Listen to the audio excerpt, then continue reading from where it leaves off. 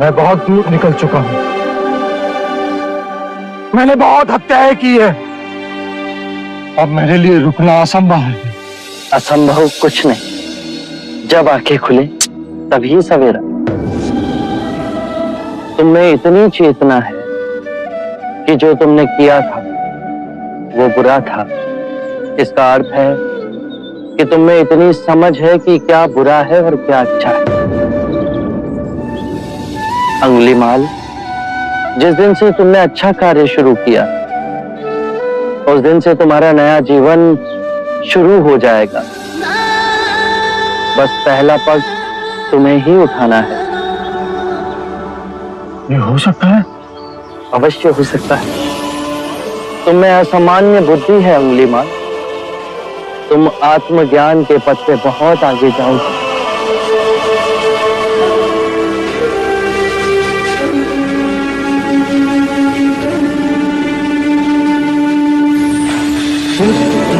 शरणं गच्छामि, शरणं गच्छामि। तो मैं आपको वचन देता हूं, मैं सारे बुराई के रास्ते छोड़ दूंगा। आपके पीछे करुणा के पथ पर चलना सीखो। कृपया कृपया मुझे आपका शिष्य बना दीजिए। मैं शिष्य नहीं बनाता, व्यक्ति स्वयं संग से जुड़ता है। अच्छा, तो तुम ये कहना चाहते हो कि तुमने शांति को पा लिया और मैं क्रोध को पाल रहा हूं? हाँ? ये तुम कह रहे हो, तुम्हारा अपना क्रोध ही तुम्हें पीड़ा देगा। मैं केवल विवाद कर रहा हूं।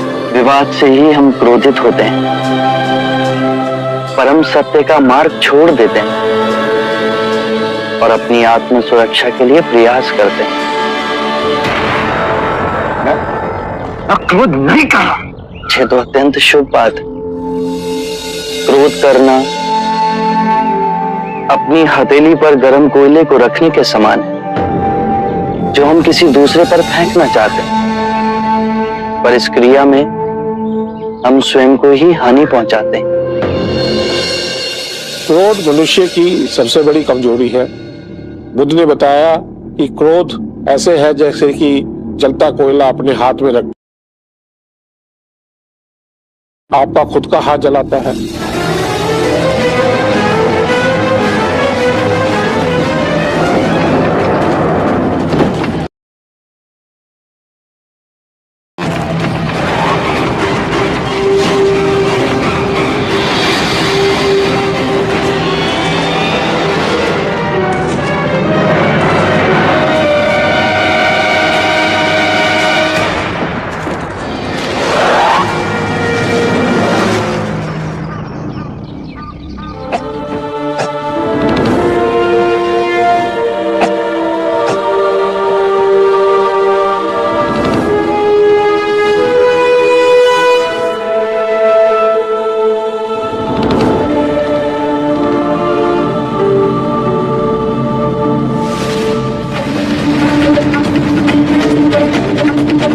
ये मेरा अक्षय है।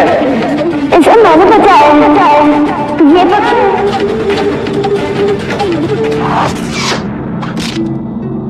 अब ज्येष्ठा को सर्वश्रेष्ठ घोषित कर दे। मैं पक्षियों को नहीं मार सकता।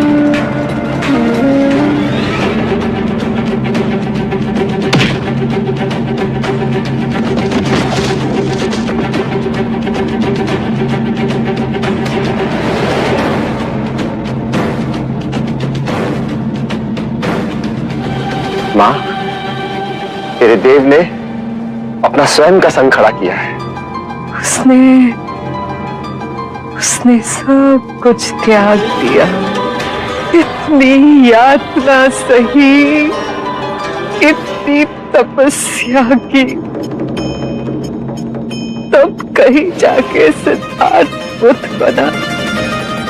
युगों युगों में एक ही बुद्ध होता है, आपसे क्षमा मांगने योग्य भी नहीं हूं मैं। शांति से जाओ देवता। बहुत आपको बहुत क्षति पहुंचाई है मैंने, बहुत। मुझे तो कुछ भी स्मरण नहीं।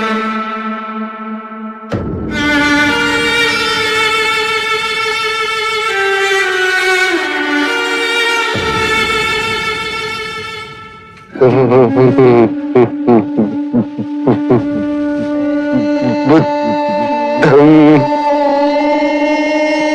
शरणं गच्छामि।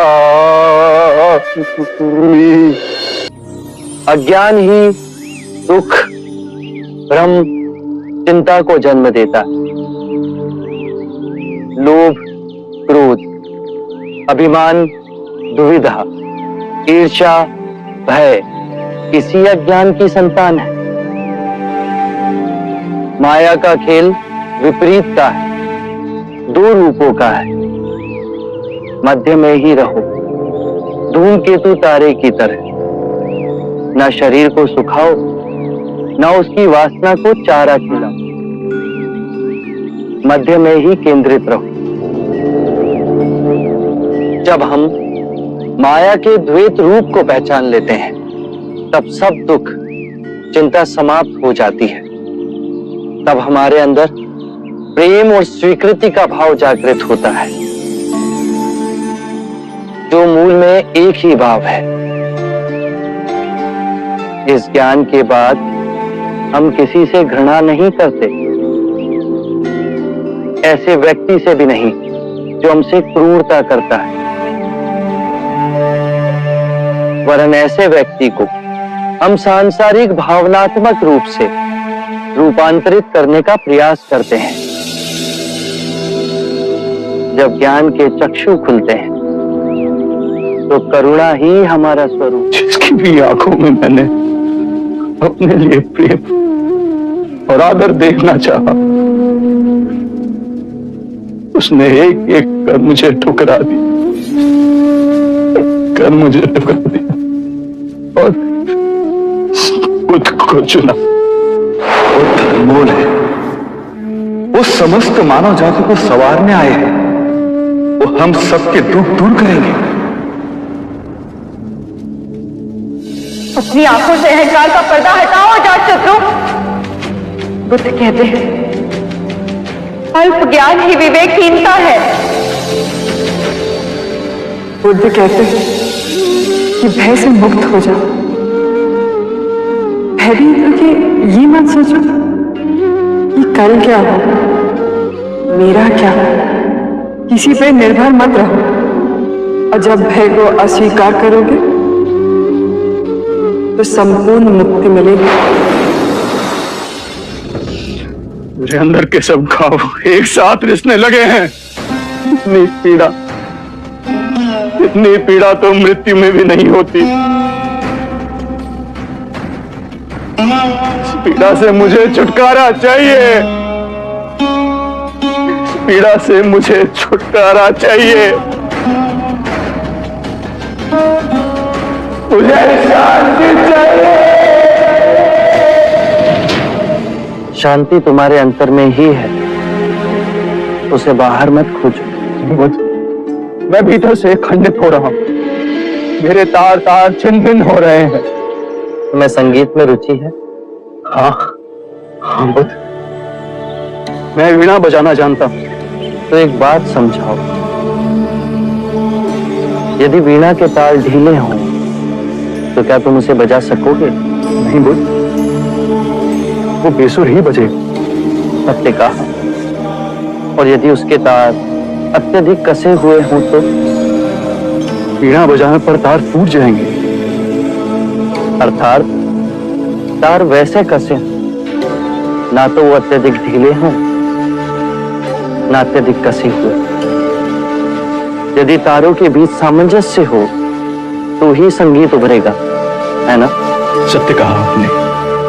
अभी तुम्हारे तार कसे हुए हैं अजात शत्रु, चेष्टा करोगे तो वो टूट जाएंगे। स्थिर हो जाओ, शांत हो जाओ और वीणा के तारों की तरह ही अपने अंतर के तार को पहचानने से संगीत उभरेगा, अवश्य उभरेगा।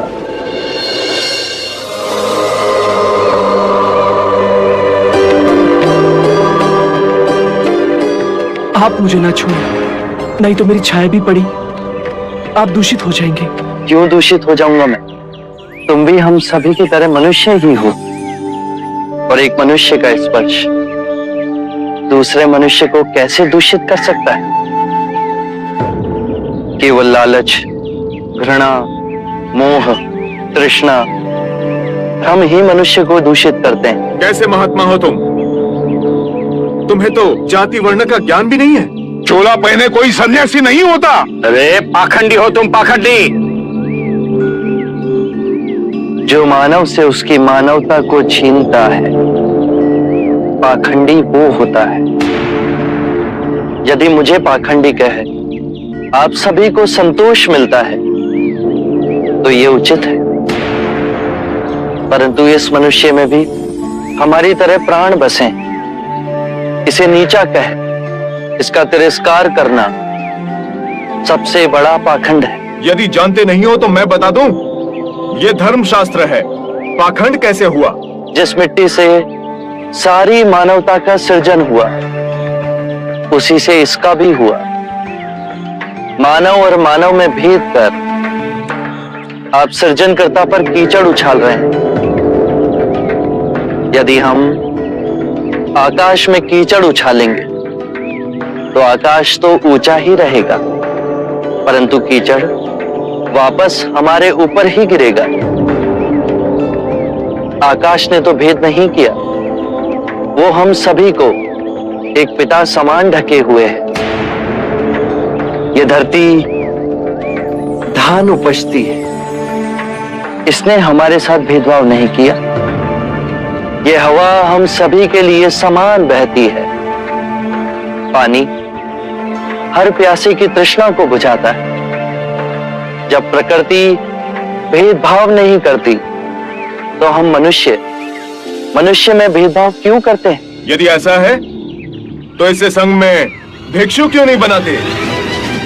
बहुत अच्छा सुझाव दिया आपने। सुनीत, क्या तुम भिक्षु बनना चाहोगे? मैं बुद्ध स्वागत करता हूं सुनीत का हमारे भिक्षु संघ में।